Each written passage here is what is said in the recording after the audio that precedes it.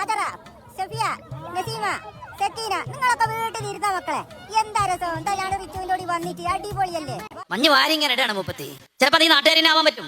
എനിക്ക് വ്യക്തിപരമായി ആരോടും വിദ്വേഷമല്ല.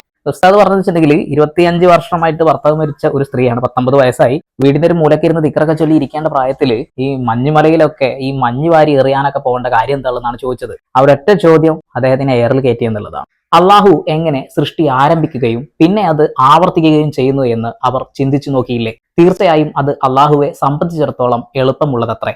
പറയുക, നിങ്ങൾ ഭൂമിയിലൂടെ സഞ്ചരിച്ചിട്ട് അവൻ എപ്രകാരം സൃഷ്ടി ആരംഭിച്ചിരിക്കുന്നു എന്ന് നോക്കൂ. പിന്നീട് അള്ളാഹു അവസാനം മറ്റൊരിക്കൽ കൂടി സൃഷ്ടിക്കുന്നതാണ്. തീർച്ചയായും അള്ളാഹു ഏത് കാര്യത്തിനും കഴിവുള്ളവനത്രേ. ഈ അള്ളാഹു സൃഷ്ടിച്ചിട്ടുള്ള ഈ ഭൂമി എങ്ങനെയുള്ളതാണ് എന്ന് നമ്മൾ തന്നെ അത് നോക്കി കാണുക എന്നുള്ളതാണ്. ഇനി അന്ത്യനാളിൽ അള്ളാഹു ഈ സൃഷ്ടിയെ വീണ്ടും ഒരു മാറ്റം വരുത്തും എന്നുള്ളതാണ് വിശ്വാസം. പിന്നെ എന്തുകൊണ്ട് നബീസ് ഉമ്മാക്കി ഈ ലോകം മുഴുവൻ കണ്ടുകൂടാ ചോദ്യമാണ്.